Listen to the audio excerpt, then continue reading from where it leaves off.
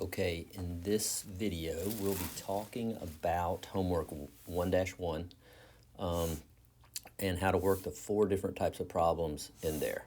So the first problem you're going to come to looks something like this one right here, and you've got to determine whether the variable they describe is quantitative or categorical.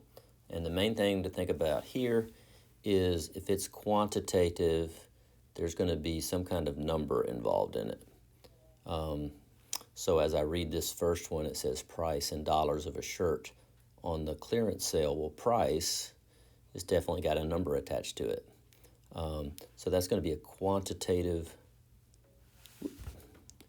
That's going to be a quantitative variable. Go down here to the next one. The exchange on which a stock is traded is either one of these. Those are no numbers attached. They're all describing something, some kind of category it's going to fall into. That's going to be a categorical variable. Your mom's occupation, okay? No number involved in that. They didn't ask about how much money she made or anything like that, just what's the occupation.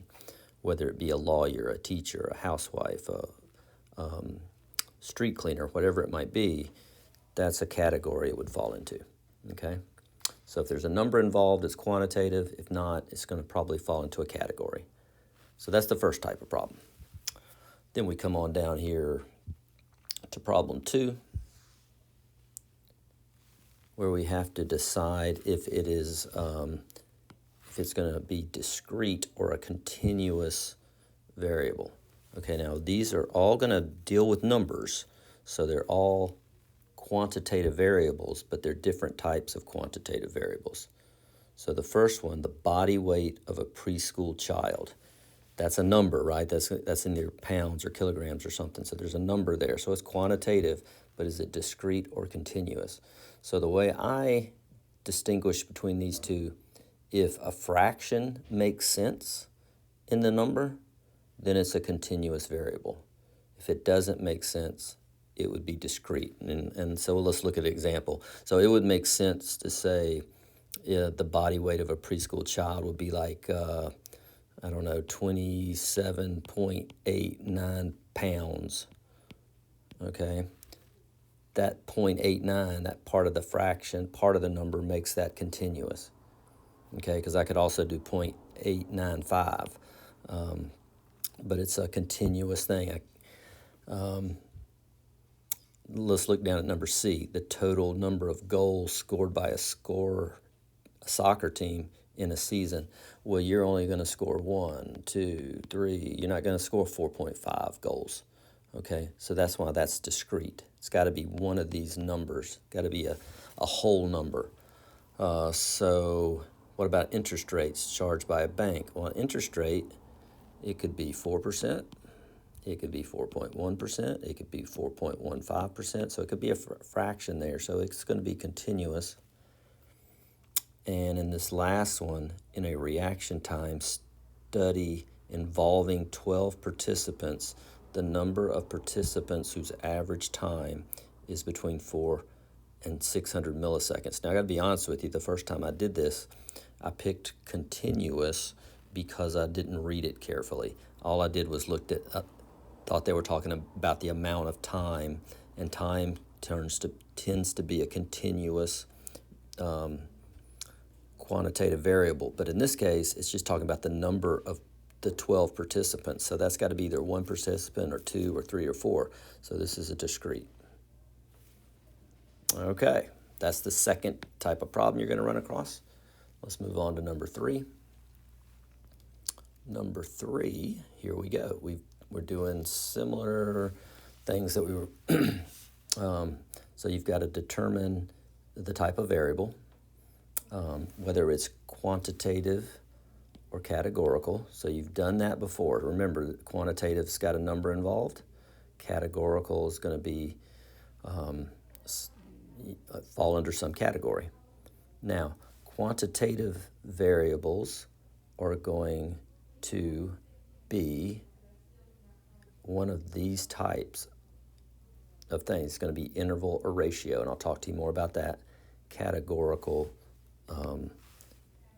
variables are going to be either nominal or ordinal. So let's look at how you'd figure that out. So first things first, the amount of fluid ounces of coffee in a cup dispensed by a vending machine. Okay, so first of all, I know that's going to be quantitative because there's a number involved there. We're talking about number of ounces. So it's quantitative. So first things first, I'm going to pick that as my answer on this part. And then I've got to determine, is that a ratio or an interval type of quantitative variable? Okay, so it's the amount of coffee. So the way I determine between these two, does it make sense to say there's twice as much of something in this case, does it make sense to say there's twice as much coffee as another cup? And yeah, that does. So I would say this is a ratio type of level of measurement. Let's see. Let's go down here skip down here to temperature real quick. Temperature in Celsius is quantitative because it's a number, okay? Now, does it make sense to say that it's twice as cold as it was yesterday? Even if it's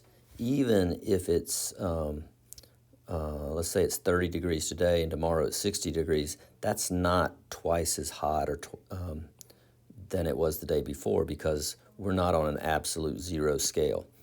Zero doesn't mean zero in Celsius. Now, it would in Kelvin. If we were doing this in Kelvin, then it's a different story. But temperature in Celsius is not ratio. You can't say it's twice as hot or twice as cold. So it's got to be an interval type of quantitative measurement. All right, and last one, voting status, registered or not. That's a category, right? Okay. Now the question is it nominal or ordinal? Is there some order to it? Is one of those better than the other? Now, we're not to judge that, but so one of these wouldn't necessarily come first. So we just say that's nominal, just based on the names of these categories. There's no order. To give you an example of something like order, if I said like grades given, those are categorical types of variables, and there's an order to them, A, B, C, D, F. There's an order to those grades. So that would be something where you would see ordinal. All right, so you got a few of those to practice on. And last thing is this problem here where you have to differentiate between parameters and statistics. Okay, if you look closely to the calendar I've posted on the LMS, there's a couple of times where I say pop quiz, okay? First one's going to be the first Monday of next month. And some of the things I'm going to ask you come from this problem right here. You got to know the difference between a parameter and a statistic, okay? And you also have to know the difference between a population and a sample. Okay, so population and a sample. Population is everybody or everything in a group, and the sample is just part of that population. All right, so here we go. It says, at a TV assembly facility, the Quality Assurance Department tests a random selection of 400 TVs assembled in March. The tested TVs had an average retail price of this much. 3.5% had some type of defect, and 8 did not power up at all. That's from this sample of 400, because they didn't test every one of the TVs. They only tested a random selection of 400. The plant manager compared that to the total of 5,923 TVs that were assembled the month of March. That's all the TVs they assembled in March. That is the entire population of TVs they assembled in March right there. There was an average retail price of those TVs of that much money. That percent of those, of that population, reported defective by customers, and 87 of that population did not power up at all.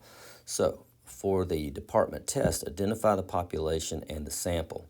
So what you're gonna have some pull screens, and I can't access them right now. But so the population from this example is the 5,923 TVs from that were built in March. Okay, that's the population. The sample is this 400 TVs. Okay, that's the sample size, 400, and that's taken from this population. Now, it says 3.3% of all TVs assembled during the month of March reported defective. Okay, this number down here, 3.3% of all the TVs, the whole population. So since we're talking about this number is associated with the population, that is a parameter. Okay, it is not a statistic, it is a parameter. It's telling us something, a percentage of the population. The 8 TVs of the random selection of 400 that did not power up at all. Okay, so this 8 is coming from this 400 that was a sample of the total population. So this number is coming from a sample of 400. That's a statistic. Okay, the number you get from a random sample, is a statistic. It says the average retail price, $355 of all the TVs assembled, of all the TVs, the whole population. Okay, so that's going to go with the population, so that number is a parameter. Okay, so what you need to remember is parameter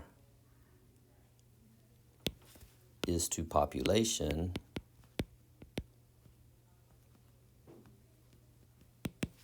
as statistic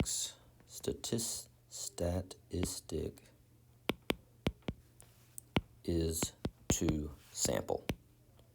Okay, and something of this nature will definitely be on your pop quiz the 1st of February. Okay, I've talked a lot. You got some problems to go practice on. Have fun. If you got any questions, shoot me an email.